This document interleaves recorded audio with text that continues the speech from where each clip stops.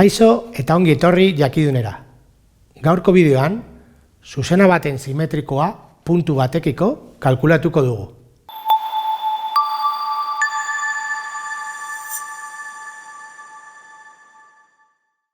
Ariketa honetan, R zuzenaren simetrikoa kalkulatu behar dugu M-rekiko.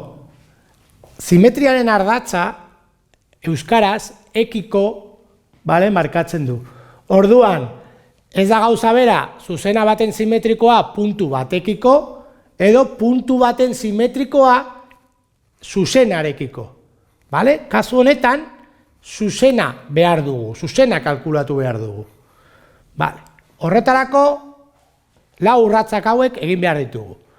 Lehenengoa da, S zuzena kalkulatzea. S zuzena izan behar dela perpendikularra R-rekiko. Eta gero M-tik pasatzen da. Gero, ebaki puntua kalkulatuko dugu R eta S-ren artean. Hori izango da A puntua adibidez. Eta gero, ja berriro, beste bideoan agertzen duen moduan, asimetrikoa kalkulatuko dugu, M-rekiko. Behin, puntu hau eta R eta R' jakinik paraleloak izan behar direla simetrikoak izateko, ja daukagu bere vektorea, eta puntu bat, zuzena idatziko dugu. Orduan, hasiko gara S zuzena jarriz. Beste bideo batean agertzen duen moduan, horretarako behar dugu R-ren vektorea. R-ren vektorea implizituan badago, aldatu behar dugu, eta signu bat aldatu. Adibidez, minus bi hau, bi izango dut, horrela biak positiboak izango dira. Bere perpendikular bat ateratzeko, buelta emango dugu eta signo bat. Azkenik, hauek dira. Eta orain, S zuzena idazteko, ebaki puntua kalkulatzeko, hobe da, implizituan jartzea. Horrela sistema egingo dugu. Orduan berriro, sistema egiteko, A eta B izango dira zenbaki hau, baina buelta eman da. Orduan, bi isa, gehi I, buelta eman eta signo bat aldatu, gehi C berdin 0. C kalkulatzeko puntua sartuko dugu. Bi minus bat, gehi C berdin 0. Lau minus bat iru, C izango da minus iru. Orduan, S zuzena, bi isa minus iru berdin 0. Eta R zuzena zela X ken bi ken 6, gehi 6 berdin 0. Sistema egingo dugu. Adibidez, biderkatu aldugu hau bider bi laburtze metoda egiteko.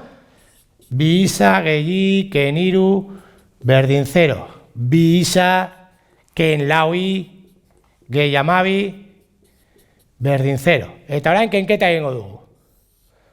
0, bost I, eta kenketa egiten badugu minus, kontuz, minus amabost. Eta orduan I izango da iru.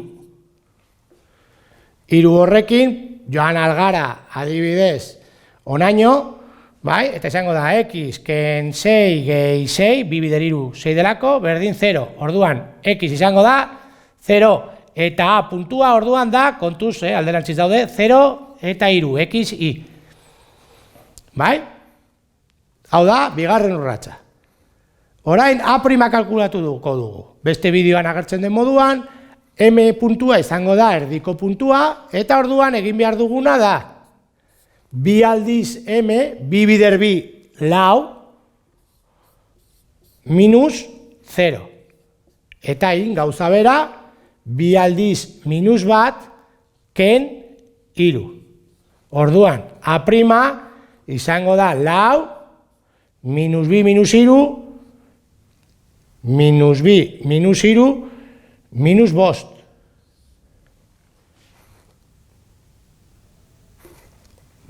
Orduan, orain, A'-rekin eta DR idatziko dugu R'. Ez bada eskatzen, zein eratan idatzi behar dugu, agian hoberena da parametrikoa jartzea. kalkulurik barik idazten dela.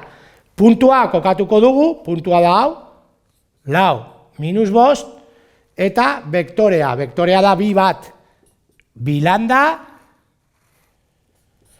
kenez, gehi, landa. Eta hau izango da, simetria. Hau izan da dena, mila esker ikusteagatik, eta gogoratu, sare sozialetan eta web orrian jarraitu jakindun.